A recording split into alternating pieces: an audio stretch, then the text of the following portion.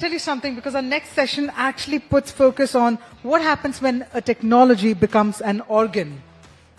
In fact, our next speaker is widely recognized as the world's first legally acknowledged cyborg. In fact, his art is not just seen, it's experienced through frequencies, vibrations, and most importantly, innovation. With that, ladies and gentlemen, we have with us none other than Neil Harbisson, cyborg artist, joining us right here on the day 2 of the Global Business Summit.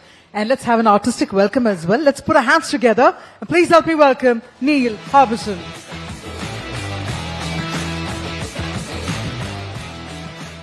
Thank you. Thank you very much. Well, we are surrounded by species that have organs and senses that we humans don't have. So imagine if we could add new senses and new organs and extend our perception of reality to the level of other animal species. We would be able to perceive reality in a much, much deeper way. And we can recreate all these senses with technology now. And it's already happening. People are already merging with technology to add new senses. I'm one of them. So 20 years ago, I decided to create an antenna. And this antenna allows me to extend my perception of reality. I can now sense colors that go beyond the human perception. It allows me to sense from infrareds to ultraviolets through vibrations. So it detects the color in front of me, it senses the vibration in my head, and I can feel colors. Sensing infrared, for example, allows me to go into spaces and detect, for example, I can go into a room and I can tell if the movement detectors are on or off in a room, or I can go to a shop or a bank and I can tell you if the alarms are on or off. Because if I sense infrared, it means that the alarms are on. If there's no infrared, then the movement detectors are not on. Sensing ultraviolet perception, it's something that allows me to feel if it's a good day or a bad day to sunbathe. So ultraviolet perception is something beneficial for avoiding the sun if you feel high levels of ultraviolet. I didn't want to use or wear an antenna. I wanted this antenna to be implanted in my head. So I tried to find a doctor willing to implant it in my head, and I found one. So the antenna is surgically implanted inside my skull. The chip inside my head vibrates depending on the color vibration in front of me. So if there's red, I feel the vibration of red. If there's blue, I feel the vibration of blue. If there's ultraviolet or infrared, I feel these colors permanently wherever I go. So the antenna also have internet connection. So color is not only something that I sense that is in front of me, but I can also receive colors from 5 people in the world that have connection to my head, so they can use a mobile app and they can share the sense of color with me. So if someone wants to share the colors of a sunset live now from Australia, I can suddenly sense colors from a sunset in Australia. So I see this as the future of the internet, how the internet can also be used not only as a tool or a communication system, but also as a sensory extension, or internet as a sense itself. Internet also allows me to connect to NASA's International Space Station. This then allows me to sense colors that are outside this planet. So we could also have sensors permanently outside this planet. We could use the internet to feel things that are far away from us. I call this becoming a senstronaut. So having senses in space that would allow us to permanently explore space without having to physically travel there. The fact of having internet in the body has one main risk, is that I can be physically hacked. Through all these years, it only happened once that someone without permission started sending colors to my head. So that's the risk, that you can be hacked. But I enjoyed being hacked. It was an interesting experience. But in order to avoid this, I changed the system, and now I'm using the blockchain to connect to my head.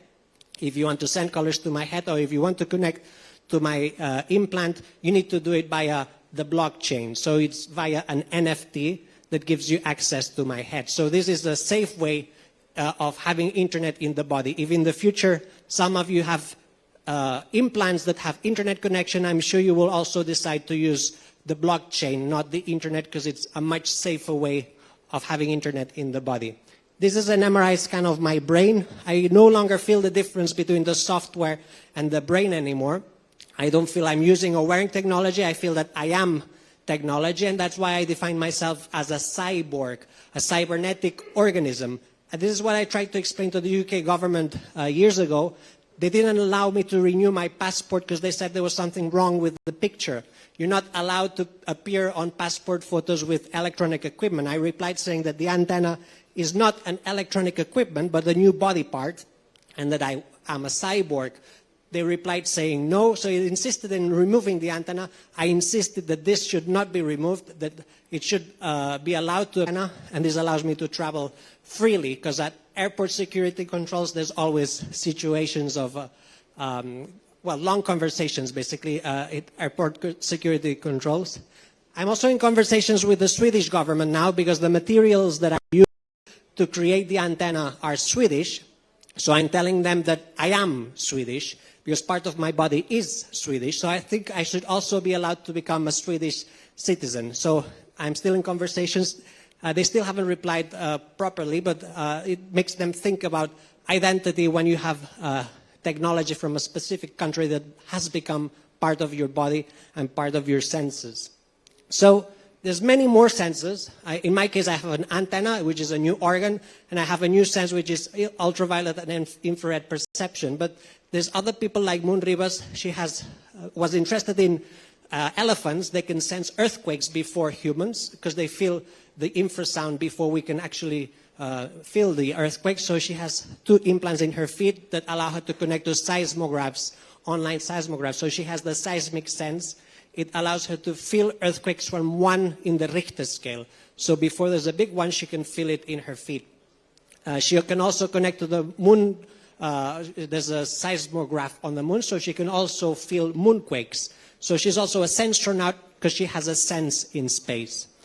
Elephants can also communicate by tapping on the floor. They feel infrasounds, and they can communicate through bone conduction. We created a project in Brazil where a tooth was installed in my mouth, another one in Moon's mouth, and whenever I clicked, she received the vibration in her mouth. Whenever she clicked, I received the vibration in my mouth. We both learned the Morse code, so we were able to communicate like this via Morse code from mouth to mouth. We call it the Transdental communication system, and it works through Bluetooth. So it's a Bluetooth tooth that allows you to communicate from mouth to mouth. Dolphins can sense presence through electroception. Joe Dagney has implants around his body that allows him to feel presence around him. He can decide how long and how much distance he wants to feel presence around him. Many animals can sense magnetism. It's called magnetoception. We created hair implant that allows you to feel if something is magnetic. Some animals can create light in total darkness. We created a tooth that when you click, you have emergency light in your mouth.